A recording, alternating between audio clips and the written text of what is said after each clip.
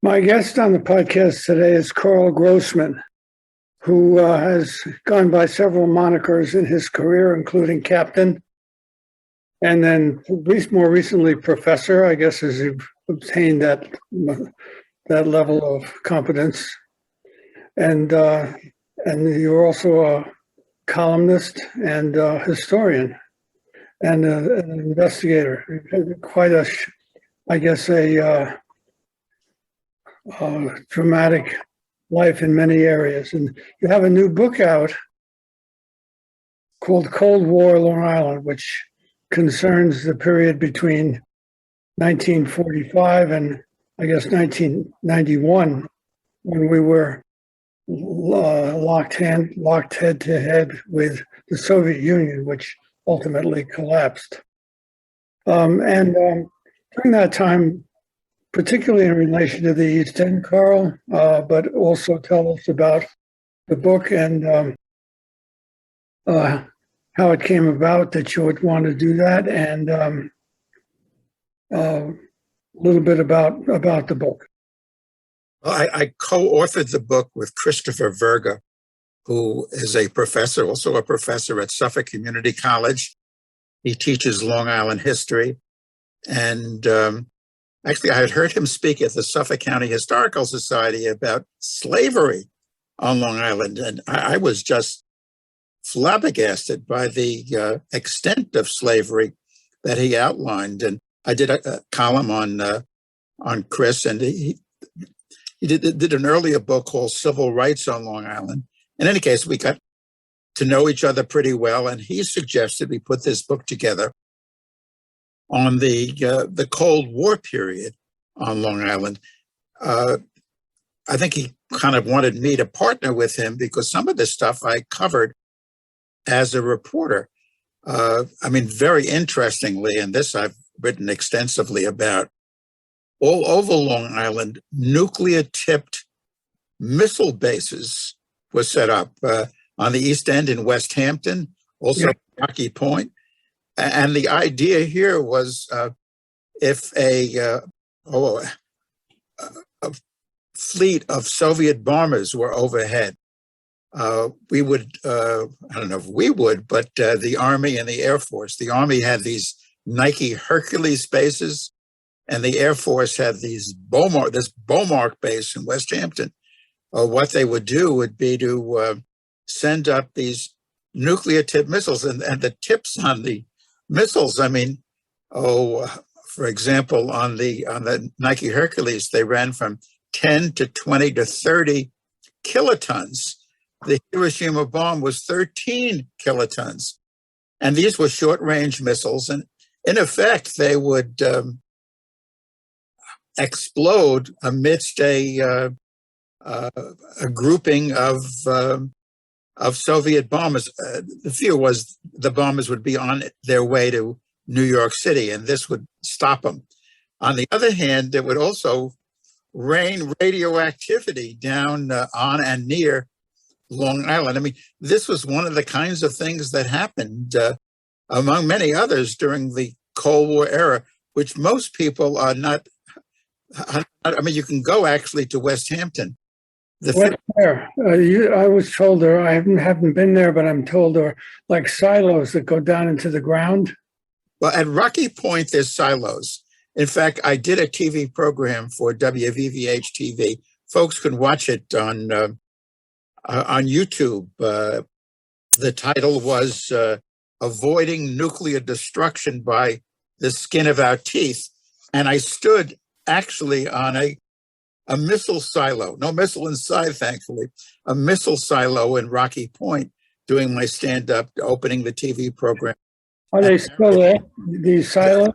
Yeah, the silos are still there. In fact, there's a big effort to make that particular site a historical site, because a lot of the buildings and the silos from when these nuclear-tipped missiles were based there, ready to shoot down formations of Soviet bombers, they're there basically intact.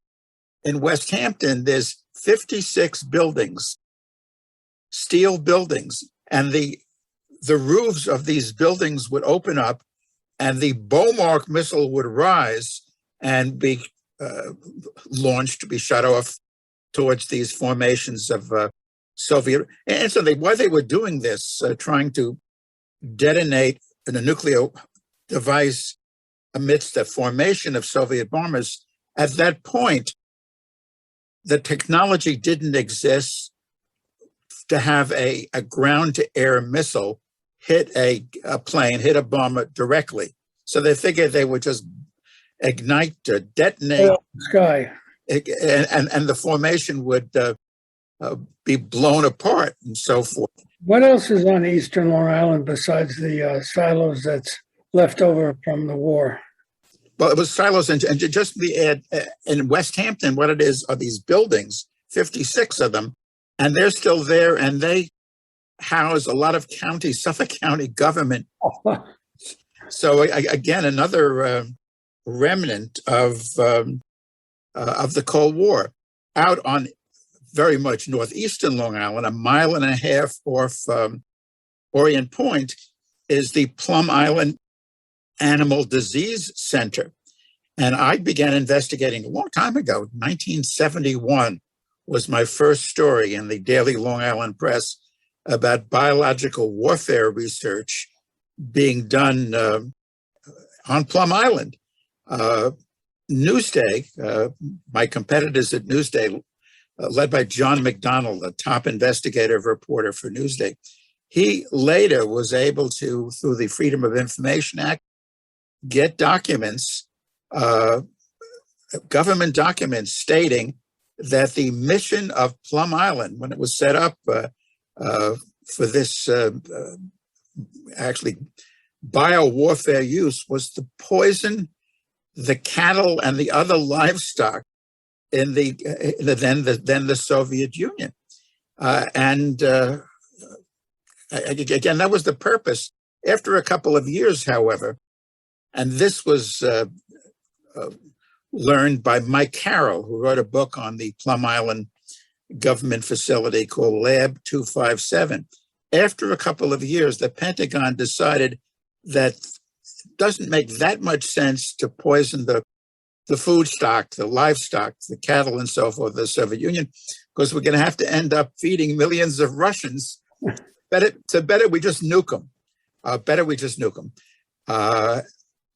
Meanwhile, there's a big question as to whether biological warfare activity actually ended on Plum Island. Indeed, Newsday, go back to Newsday, did a piece also in the 1970s talking about the emergence of African swine fever in Cuba and how African swine fever didn't exist in the Western Hemisphere other than for experiments on Plum Island. And Newsday connected the dots and linked Plum Island to a CIA operation coming out of the Canal Zone in which African swine fever was taken to Cuba. Again, another remnant of the Cold War.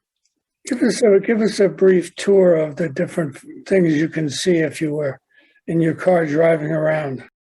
I guess start with the Air Force Base at Montauk. Well, the Air Force Base in Montauk, I mean, that's a mystery. No one has really, there's been all kind of claims about what that was all about.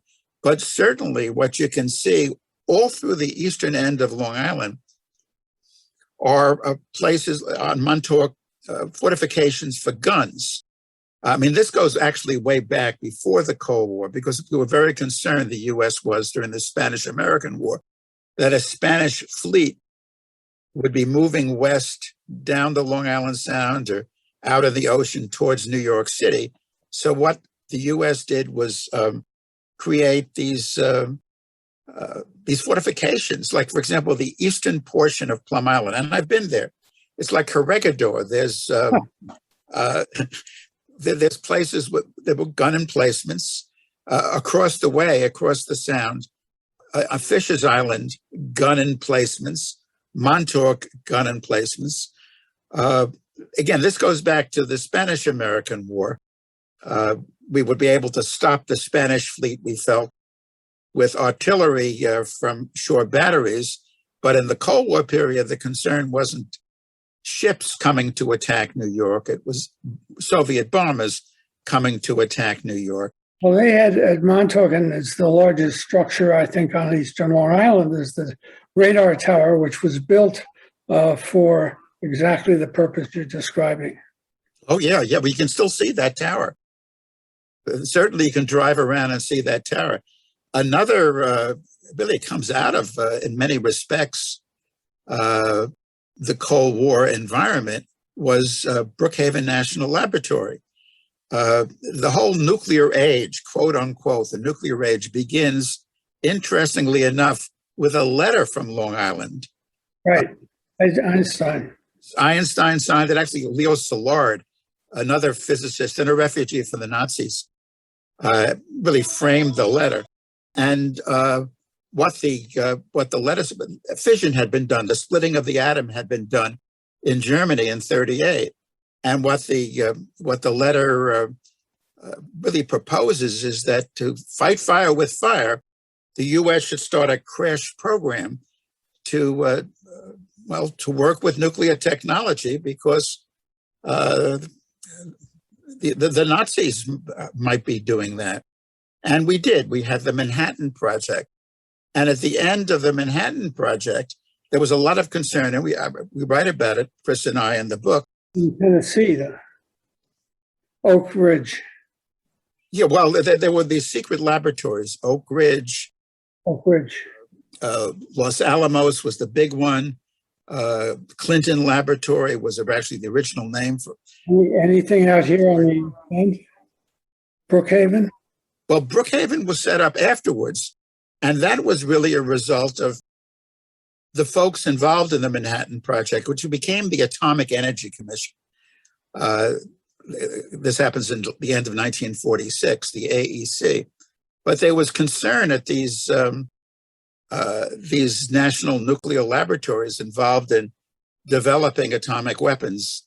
What are we going to do next? I mean, you can't sell an atomic bomb even to the French or to the Germans, to the English. I don't want to sell them. What are we going to do next with nuclear technology? And then they had all kind of schemes up their sleeves. We could maybe have nuclear propelled cars, and maybe we could use nuclear for zapping food to irradiate food, so you can, if you wanted to save a strawberry for 10 years. And then came the notion of nuclear power to generate electricity. In any case, after the war, 1947, the Atomic Energy Commission created this Brookhaven National Laboratory on a former U.S. Army base, Camp Upton in Yaphank. And its mission was to do atomic research and then also to develop civilian uses of nuclear technology. One of the Cold War activities of Brookhaven Lab also turned out to be monitoring the health of the people of the Marshall Islands after the United States exploded over 60 atomic and hydrogen bombs just off the Marshall Islands, causing great terrible illnesses. The radioactivity was enormous on the Marshall Islands, and the personnel from Brookhaven Lab, including the lab's doctors, was sent way out to the Pacific to deal with the folks on the Marshall Islands, to report about the consequences of these experiments and so forth.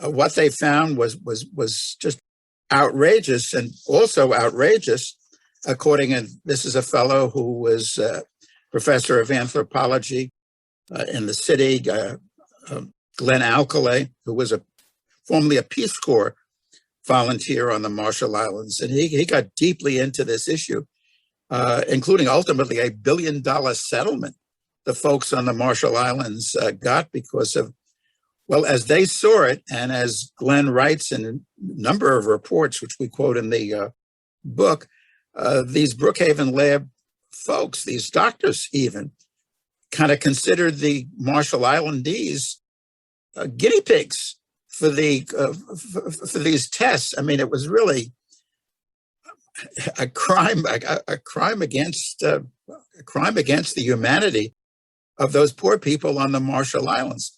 Again, another a Cold War activity. And then, as a side development in terms of Brookhaven Lab, in connection to its mission to develop civilian uses of nuclear technology, it began pushing, and we also here on Long Island could have ended up as guinea pigs. They began pushing for Long Island to become a, quote, nuclear park, as the Atomic Energy Commission described places in the United States where a lot of nuclear power plants would go. And Brookhaven Lab and the Long Island Lighting Company joined hands and essentially as partners pushed to have 7 to 11 nuclear power plants built on Long Island. The first that was constructed was the Shoreham nuclear power plant. It was stopped by a groundswell of public opposition. But from the get-go, for example, from the beginning, when George Vineyard was the director of Brookhaven National Laboratory and this partnership between Lilco and Brookhaven Lab began,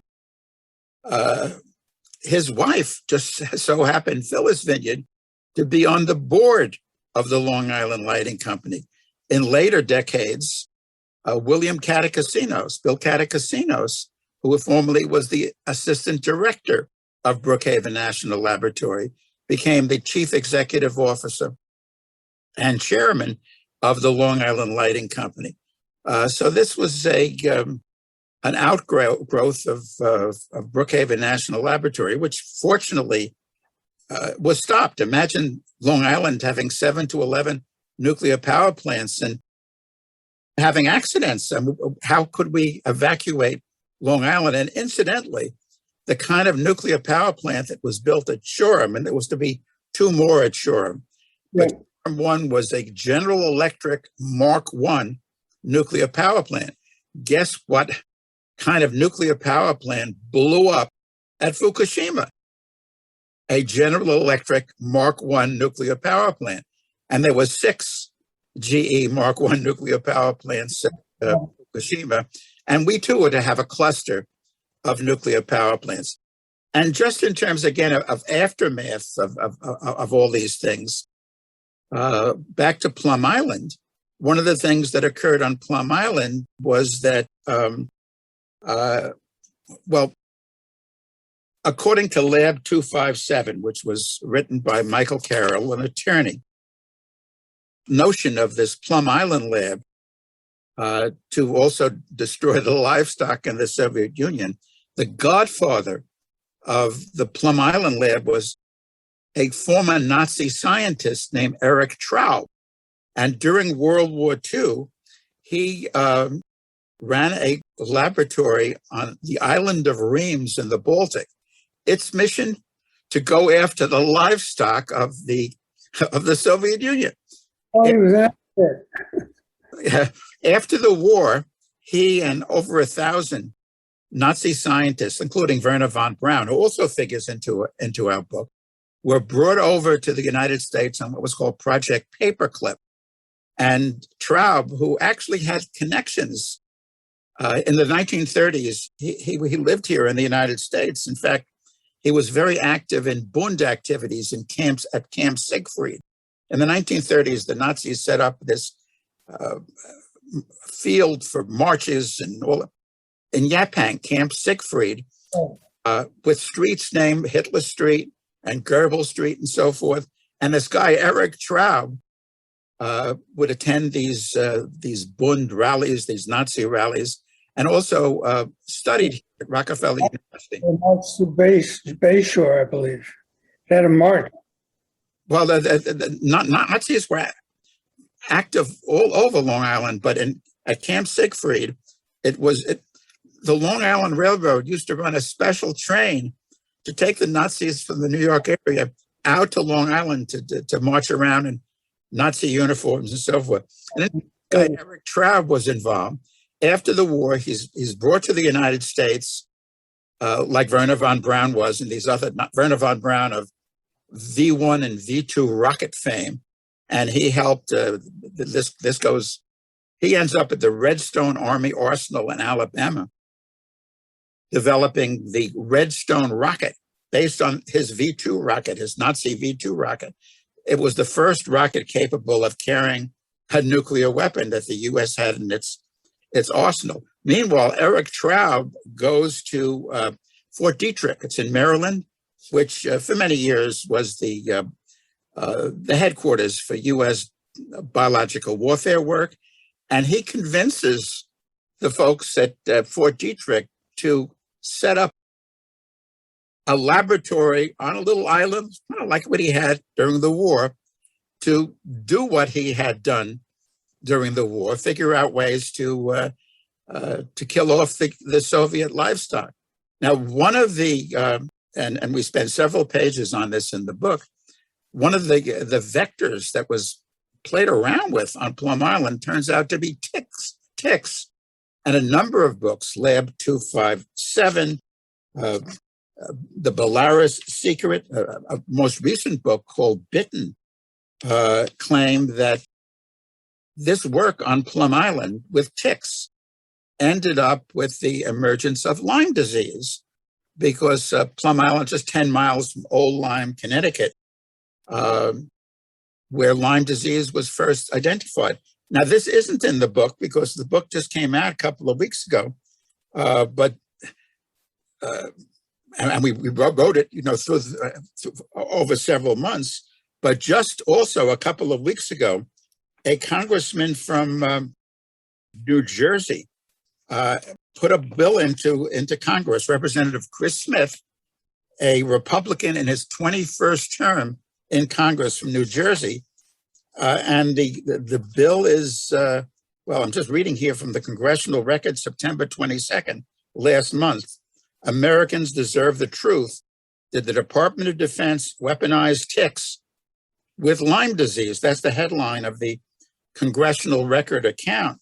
And in the account, Mr. Speaker, says Mr. Smith, in the spirit of transparency and accountability, my amendment directs the General Accountability Office, GAO, to probe whether the Department of Defense ever weaponized ticks with Lyme disease. And he goes on in his remarks as he introduced this amendment, speaking about Plum Island, speaking about Fort Detrick. And he says, if the investigation concludes our government's bioweapons programs did not contribute to the proliferation of Lyme, we turn the page. And if it did, hopefully this investigation and research will contribute to a cure. I mean, we know what's happened with Lyme disease. It's become epidemic all through the United States. It's in fact all over the world. Question is whether it originates from experiments on Plum Island. I've been told that Carl Fisher brought sheep over to Montauk to create his English resort in 1926, who had pigs, and that's how they got here. But maybe I'm wrong, but that's what I had hoped. In any case, we are running out of time, and I wanted to thank you for this lesson on which I was one of those protesters at Shoreham that ultimately caused the closing of that nuclear plant after it ran for just one day. And then I think this is something I'm sure you know. Governor Cuomo, the first one, authorized the destruction and complete bulldozing of Shoreham. But when he found out that it was going to cost $6 billion to do, he changed his mind and said, let it sit. And it's still there today, although it's far from operational. Yeah, it's a hulk sitting there on the beach. Yep. In Shoreham, the expense, of bulldozing it down would have been high. So it's there, a monument to nuclear folly. I want to thank you for coming on the podcast. And this has been a very interesting lesson to me about some of these things that we knew nothing about at the time. And this is Karl Grossman I'm talking to, and his book is Cold War Long Island. And it's available now in bookstores, having come out a couple of weeks ago. And thanks for being on the podcast. A pleasure, Dan. Bye.